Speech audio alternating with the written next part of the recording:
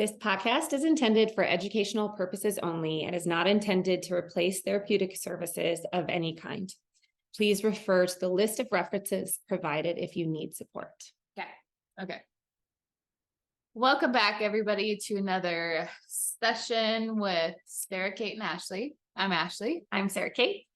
Today, we are going to talk about low self-worth and what these patterns look like when we fall into low self-worth and just kind of like what this means. So maybe let's start this out with like, what does it mean if we are like feeling like internally what that feels like to have like some low self-esteem, low self-worth. And then like also then we'll talk about what it looks like in our external world, like how we might act, things we might do, things we might say, things that I know that I fall into when I start to kind of like not remember who I am.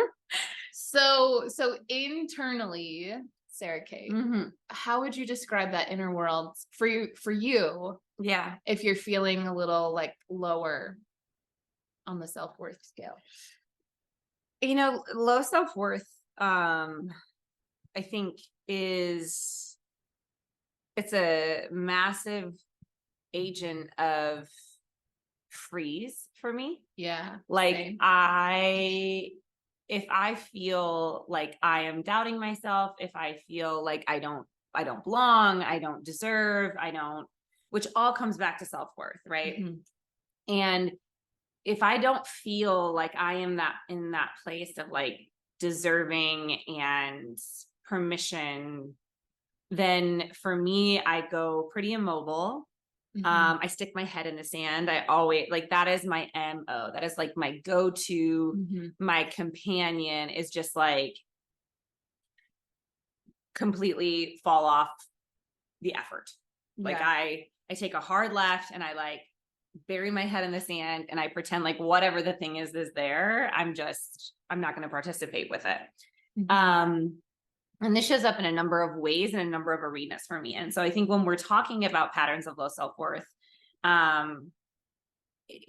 this isn't just like in relationship or in my career or in my family. You know, this can be kind of a universal conversation around how it shows up for you. And when we say patterns of low self-worth, that's kind of where you go into more of the nuance thing. Like what is your pattern of low self-worth in relationship? What is your pattern of low self-worth in your job and your career and what you do, in how you interact with your body even. I work with so many clients who, have this really complicated relationship to their body. And one of the main reasons that they feel like they're never making the changes they want to make, or they're not feeling how they want to feel. Oftentimes it's because we're in that pattern of low self-worth where it's like, I don't deserve to feel good in my body. I don't deserve to love my body. It's not okay that I appreciate it and value it and respect it because this underlying, dragon of you don't get to have good things. You don't get to feel good things based off of what your programming was or what's happened to you. It really then impacts the relationship you're going to have to your body or anybody else or anything that you do.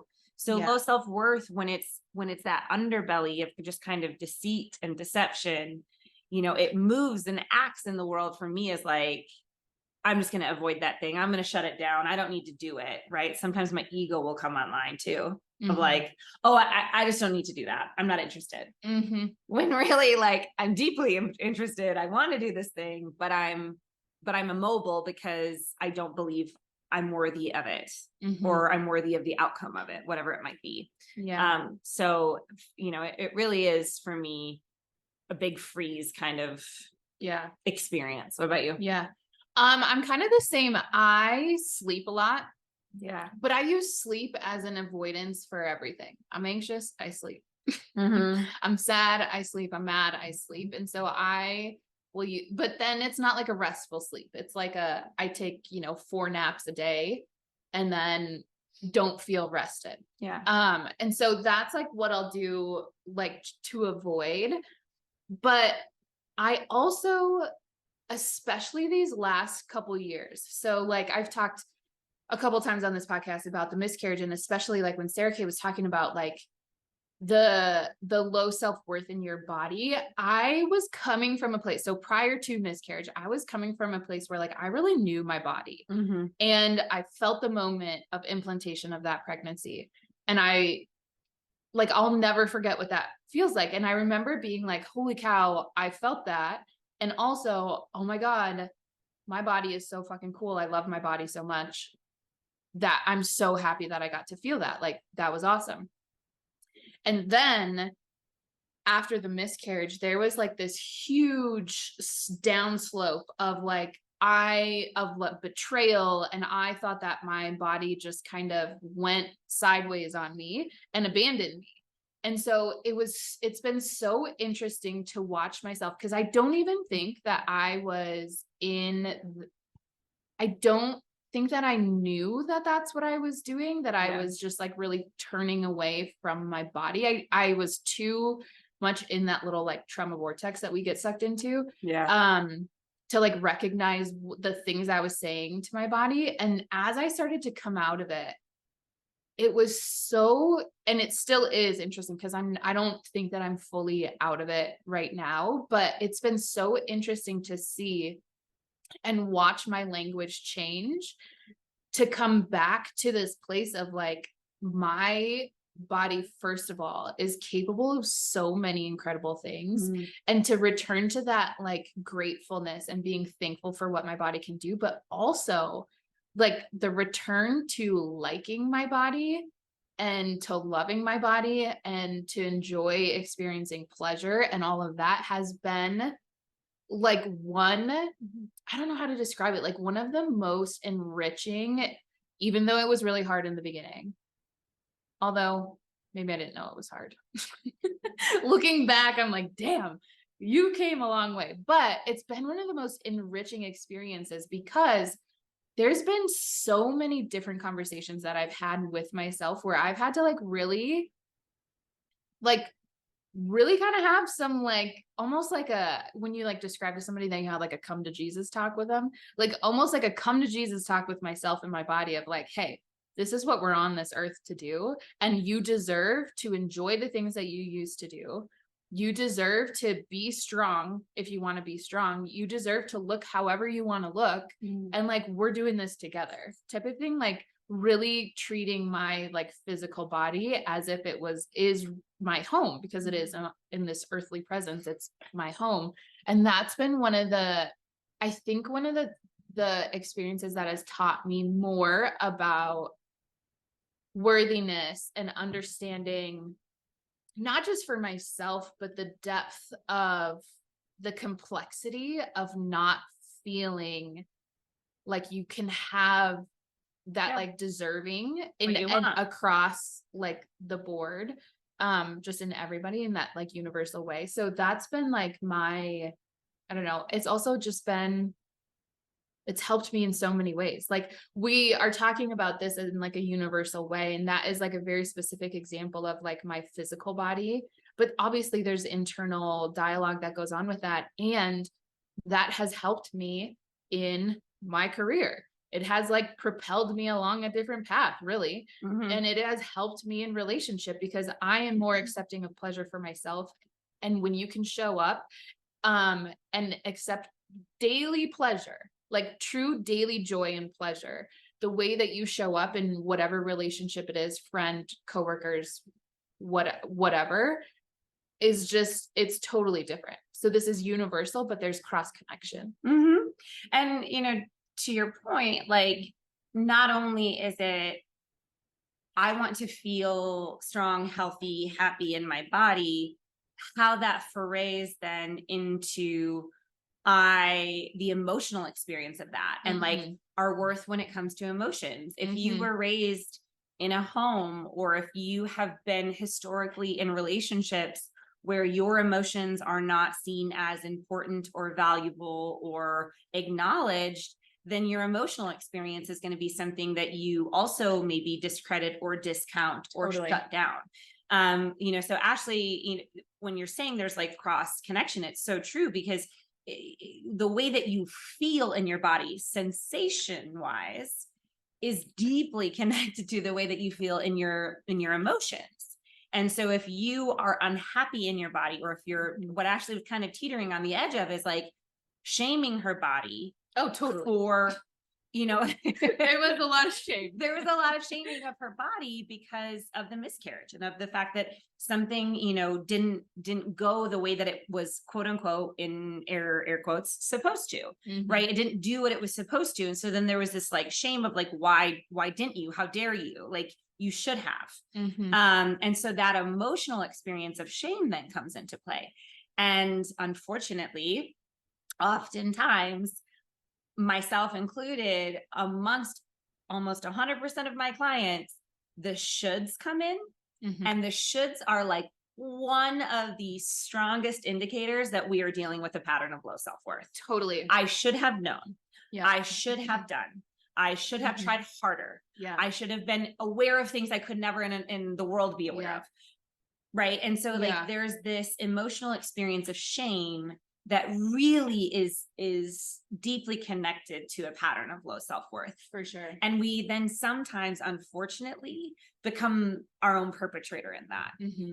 If we stay in that shame pattern, if we stay in the shame spiral. Now, I want to be very clear that if you are in one of those, that is also not, you're not wrong, and you're not bad, and you're not doing the work if you're in it. You're actually, if you're paying attention to it and you're aware of it, that is the work too. Even if you're not changing it, even if you're not doing the really incredible thing that Ashley said she was doing, was like, hold on, I get to feel these things, and I get to have these things, and have that come to Jesus with herself. Like, that is an incredible step in it all. And even if you're just first aware of like, oh yeah, I'm talking, like I had a client say to me yesterday, I've been really mean to myself over the last few weeks. Yeah. And that is her way of keeping herself in a pattern of low self-worth. If I self-criticize, if I self-judge, if I am really, really hateful towards my own being, then I can stick in this pattern of low self-worth. And we'll talk a little bit more about why we do that. And I just, when Ashley was speaking to like the physical body and then we're bringing in this emotional concept too, of like how those two things are so deeply interconnected, our body is going to reflect what our feelings and our emotional world is emanating, and vice versa. And then our emotions will reflect what our body is feeling and emanating. Totally. And those two things really go so deeply hand in hand. And it's starting to, we don't want to disconnect them necessarily, but it's starting to see them as like these interconnected entities, but at the same time, still separate. Yeah. So, speaking on that, like shame, like the shoulds and the shame and the shoulds. So, those are spicy. What? Well, they're just lies. They're just and oftentimes we learn them from others, and or society. It's not, the shoulds don't come from like our higher self. And so that was one of the things where, because the ultimate truth about that experience for me is my body actually did exactly what I wanted it to do. Oh yeah. Like that is the oh yeah.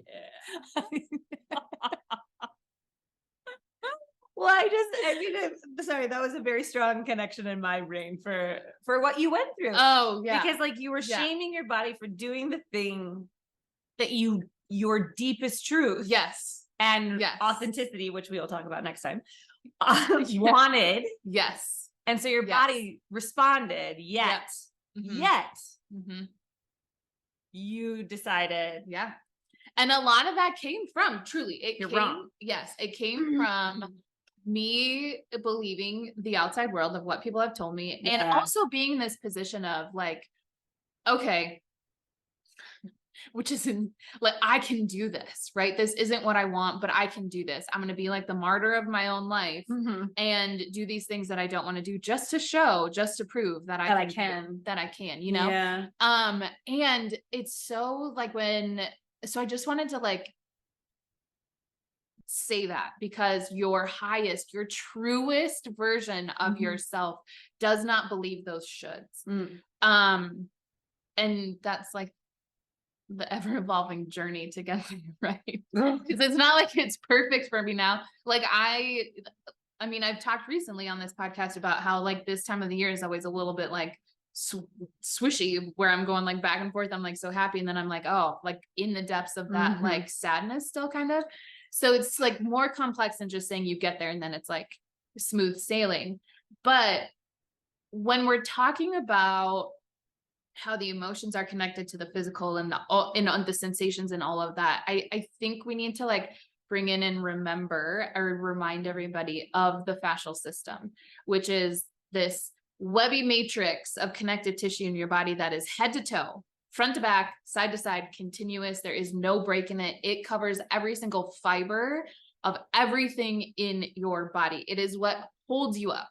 Okay. So even if you had a skeleton with the bones and the muscles and the tendons, it would still crumble without this fascial system. It is you. It is what holds you up. And in that tissue, that is where our emotions are stored. That's where our feelings are stored. That is where our memory is stored. And so viscerally, yes. So when we're talking about this, there is a direct connection to holding patterns in your body of tension, of whatever physical sensation you're feeling to your emotion. And that is why there's like a logical way that you can also see this of, okay, we're not just like talking about these things. Like you can't see emotion like in your hand, right? Like you feel it, but your tissues are also feeling it. So there's a direct connection to all of that. And it is because the fascial system is such an incredible, amazing thing. And it's like what supports us. And so to give it less than like the attention and the honor that it deserves isn't gonna get you very far. Well, and it's, it's allowing this process, right? Of, if you're here and you're listening to this podcast, it's likely that you're trying to adapt or learn or gather tools to adjust something in your life, right? You're like, if you're here for murdery stuff, that's not what's going to come through. But like Red Handed is my favorite podcast. I'll like link it in the show notes. It's a definite one to check out if you want murder stuff. But like, trigger warning. But like, if you're here, there's a reason that you're here for some sort of evolution, likely in some capacity of your life. And so, what we're talking about here is being able to bring in more of a conversation around considering not only your brain and your thoughts and your behaviors, but your emotions. And then on a deeper level, your sensations. Like way back in the beginning, we had the conversation about somatics and how our bodies hold all of this information. And that's what Ashley's speaking to is like, yeah, we're talking about patterns of low self-worth, which is to some degree, a behavioral experience. And it's coming from a place, a felt sense, something deep within inside of you, an ache, a pain, a constriction, like, right? Like there's something inside of you that says, or an emptiness. When I've worked with people who had a parent who struggled with addiction issues or major neglect in their childhood, oftentimes there is a deep emptiness in their stomach, like a black hole of emptiness when we track sensation. And it's this, like, I've never had what I've needed. I've never been full. I've never felt full. Right. And so they have this ache and this longing in their belly that they often, like, it's kind of like if you're really hungry, right? It's like, oh my gosh, it's almost like it kind of like makes you curl into yourself to some degree. And so there's this energetic and felt sense that she's talking about in your fascia that says, I don't have what I need.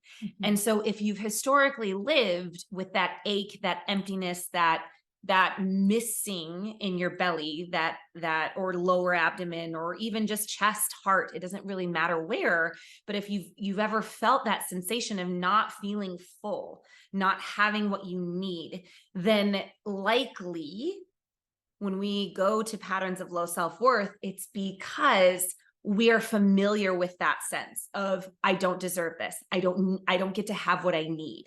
I don't get to feel full and happy. Because when we do feel a lot of joy, when we feel expansive, when we feel abundant, it's a feeling of fullness, of wideness, of, you know, almost overflowing to some degree, right? It's like a wellspring. And it's just bubbling and bubbling and filling with this beautiful, clean water. And when we think of an empty well, how deep it is, how cold it is, how, you know, far it goes down, right? Like the depths of that ache and that longing are physically felt in that sense of like nothingness, like I am empty. And so when we tie all of this together, speaking, you know, to the physical symptoms and sensations, it's no wonder that we stay in patterns of low self-worth when we're talking about something that is like, you know, we could look around and say, oh, I deserve this, right? Like it's the boss bitch movement. It's the have it all movement. It's these like kind of, we talked about this a couple podcasts ago, just like this like programming of like, you can have your cake and eat it too, blah, blah, blah. You know, you deserve everything, right? Like there's this mentality that we just take, do, and we'll get what we need. Rather than actually returning back to our own bodies and being like, where do I not have what I need? And why do I keep going back to that? And how do I then start to disrupt that comfort? Even though it's uncomfortable, it's comfortable when something's familiar. So like having an empty stomach, you might find that some of your patterns are, I don't eat when I'm stressed. I don't eat, you know, like I don't feed myself, or I overeat to where I make myself really uncomfortable, because you're used to that uncomfortable sensation in your stomach. And that is a part, and then the shame that comes in with those things, either direction, right? When you're not taking care of your body's physical needs, the shame that comes in then keeps you in that pattern of low self-worth. See, I don't deserve it because I'm not taking care of myself right now. So there's just a number of ways we can weaponize these or patterns to keep us comfortable, to keep us where we know that we don't deserve, we don't belong, we don't get to have, we don't get to feel abundant. I mean, some of my clients, it's very clear that like feeling happy, full, joyful is deeply uncomfortable for them because they've never had the permission or the support or resources to feel so. And so they live kind of in this constant constriction, which is the pattern of low self-worth. And when I say that, I'm not saying that you're wrong or you're broken if you have those. We all have them, because at some point in our life, something probably did happen that told us that we couldn't, or we lived in environments where we didn't have what we needed. And so our visceral system remembers that ache, that longing. And so there's a familiarity to it. So then as adults, we perpetuate that in a number of ways. And so these are just some examples, but I think, you know, giving light to and acknowledging that, like, if you are perpetuating patterns of low self-worth, and let me tell you, fucking guilty right here. Like, I am in this with you. Like, if you know, because it's my familiar. There's a companion that comes along with me that's like, oh no, Sarah, let's not get everything we want. Oh no, let's not actually get the rest that we need, or, you know, to nourish ourselves like we need to. Like, no, we have to be in the struggle. Because we're never worthy of just being. One of the things that I say or have said To me, well, probably to a million people, but, and have now come to expect, to be honest. And this is where, like, Sara Cate's talking about being in the struggle, like, hey, freaking men. But I'll say, like, of course that would happen to me. Like, of course. You just did this. today. Oh, see what I mean? Damn. She just did this What morning. was I talking about? Your bed. Oh yeah. Ashley got rid of her bed. Ashley got rid of her bed without having another bed for weeks. And I said, what are you gonna do Yeah. without a bed? I kind of forgot. And but you did say that. You said, I'm not surprised. Yeah, exactly. Yeah, I did that. Yeah. Which is a joke, and we Yeah. can be goofy and funny and tongue in cheek about it, but like Yeah. also it is a concept that you have in your brain Oh, for sure. around making choices Yeah. that aren't necessarily completely Mhm. supportive of your Right. Totally. your rest. She's like, yeah, I'll sleep on an air mattress for a while. I'm like, yeah, we're in our 30s. I don't know You anybody guys, who fares I well don't even know. on an air mattress for more than 2 or 3 nights. Yeah. And Well, God bless you if you can. I mean, we're gonna see There's how gonna be a lot of this slumber goes. parties that Sarah We're gonna because you got a bed there. I got a bed for you there. Yeah, that was really interesting. After I realized that, I was like, damn. Well, that's yeah. But well, yeah, but you say that. I do. I say that all the time. And that's yes, Because it keeps hypnotizing the me- pattern. Yes. And it's keeping me in that pattern of like, this is a struggle because, and I remember I have said this multiple times too, where I've been like, yeah, I just don't think that, like, I can see people who, to me, like, quote, have it all, right? Like they have the partner and the kids and the job and like all of the things. Now that is like a very blanket, obviously, like I don't know their inner world or anything like that. But like I see No one that has it all. and I see the things that like You want. I want, Uh-huh. right? And so I also will very much sometimes be like, it's just not in the cards for me, which is like wild because I would never believe that about Sara Cate, right? Like I would never be like, Sara Cate, you're not actually worthy of having what you desire. Oh, that right? Yeah. Like I would never, and I don't like, there's not an ounce in me that believes that even for a second, right? But when it comes to myself and me believing that about myself, it's a struggle to stay there. This is where, Because why? because of that like ultimate like feeling of low self-worth. Right. Like, yeah. So that's where like, and it's not, okay. So like, I have this really lovely client right now who I'm unsure, maybe she's like 60. She was in a very loveless marriage and is now on the other side. And she has this new partner who she's exploring and learning so much about her body that like every time I talk to her, I can't even describe to you the glow that like just emits off of her through her texts, It's amazing. through our sessions together. It's so incredibly inspiring, right? And we for a couple sessions have really been working on and talking about how she at first thought that like the rest of her life was kind of like a waste, right? Because she wasn't awake to this. And like what we have had to like bring back is like, no. So like going back to like what Sara Cate says is like, just because you're in it doesn't mean you shame, right? Mm-hmm. Like she was doing stuff with her life, right? Like her life wasn't a failure. She had kids. That was like her dream. She raised her kids. They're beautiful, loving, awesome kids that she has a great relationship with and who they have now got to see their mom live authentically like herself and learn and discover these things and be so incredibly happy.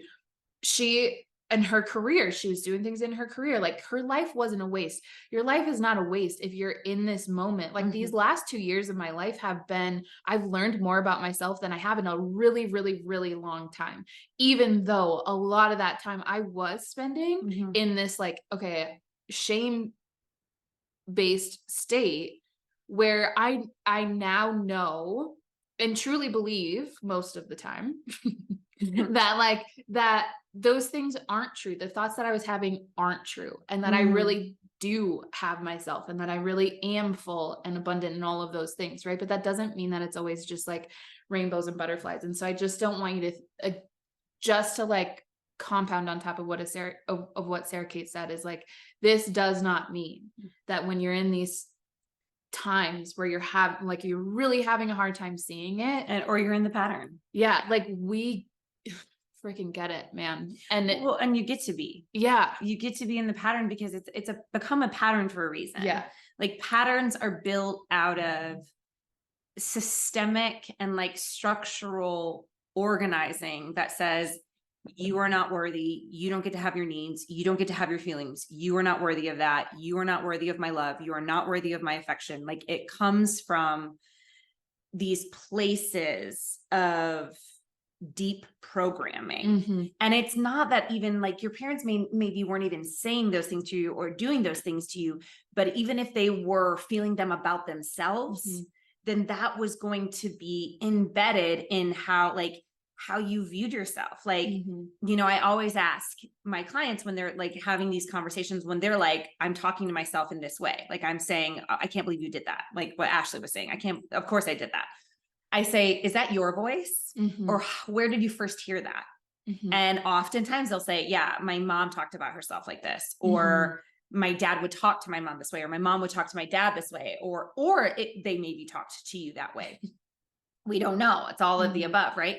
But at the end of the day, like there's been something that has been consistently placed time after time after time after time in your brain and in your psyche and in your body to believe that your feelings, your emotions, your sensations, your existence isn't worthy of being saved, loved, supported, and cared for. And so as adults, it is the work of our lifetime to undo these patterns of low self-worth. And it will be a practice. It will be something that we consistently return to. And that, you know, hopefully in loving relationship, you can, you know, I live with a dear, dear, dear friend, and who knows if she'll listen to this, but sometimes she's been like, she'll say things, she'll talk about herself in a way like, oh, you know, you're such an idiot. And I'm like, hey, don't talk about my best friend like that. Yeah. You know, because I hear her say that about herself, and she's like one of the most brilliant human beings I've ever met in my life. But that's just a way for her to weaponize, you know, and keep herself in some loops and some patterns. And like, you know, for me in loving her, I don't get to be like, don't do that. That's stupid. But I can say, hey, don't talk about, you know, somebody I love like that, please. You know, and like remind her that she's speaking, you know, just gently remind her that she's speaking about herself in a way that isn't supportive of her expansion and isn't supportive of who she wants to become and isn't true. Yeah. You know, it just isn't true. And so, so I get to be that reflection, and we get to be those reflections to each other in friendship and relationship, you know, and maybe even in our family structures. But, you know, for me personally, like patterns of low self-worth were a family culture. Yeah. You know, there's a lot of trauma in the paternal side of my family, and a lot of abandonment. And it created a structure of like, you are never worthy of care. You are never worthy of love. And that was like an absolute, and it doesn't have to be overt. It doesn't have to be this like explicit thing. It could just be this implicit experience, you know. So my dad really had to overcome that because he came from just very, very, my grandma they had no money. Their father was not in the picture. And, you know, he had to overcome these beliefs that he wasn't worthy or deserving of a life of safety and love and care. And, you know, it has been a family struggle to overcome that story and that feeling of, you don't get to have a life that feels safe and full. And so, you know, when you're in process, coming back, like it's the awareness of, for me, it's stopping in a moment and being like, how am I shaming myself right now? How am I shoulding myself right now? What do I actually feel in my body when my body feels super constricted and really tired am I perpetuating a pattern of low self-worth? Typically, if I'm avoiding something, like I'm taking some new launches in my business and I am avoiding a couple things like the plague. Like I am leaving them in unread in my inbox. So listen, I'm putting And a reminder in my phone right now to text Sara Cate and be like, so have you done that yet? Because it is this is going to be a huge expander for me. Wow, that's lovely. Yeah, I'm my tense everywhere. And I'm avoiding it. I'm avoiding it. Why? Because I don't believe that I deserve to step into this new space. Yep. And I rather than me, yeah, getting stuck here, I'm at least aware of it. Yeah. That's like the first step of the change, where I'm sitting here going, yeah, I'll see. Look at you avoiding that. Well, okay, we'll try again tomorrow. Yeah. Maybe we'll open it tomorrow. But I'm giving myself the permission to be in the pattern, but I'm paying attention to the pattern. Yeah. And then, and then we start to adjust, but we take, like, again, this is just an encouragement and a reminder that, like, you just even listening to this podcast and hopefully tuning into some of the internal experiences you're having, the visceral ones, the sensory ones, the emotional ones, and maybe even just for the first time in your life going, where can I acknowledge and notice that I am keeping myself maybe in a pattern that I didn't create, I didn't necessarily start, but I'm perpetuating, and do I want to adjust it? Because until you want to, you don't have to. Right. Like, you get to live in that. And same me. Yeah. Head in the sand. But, this is a practice, and it takes a lot. And even Ashley and I, doing this podcast, that the pattern of low self-worth is deeply connected to the imposter syndrome. They are like BFFs. Oh yeah. And so, we had to overcome that too. And us doing this is kicking us out of a pattern. Still are overcoming.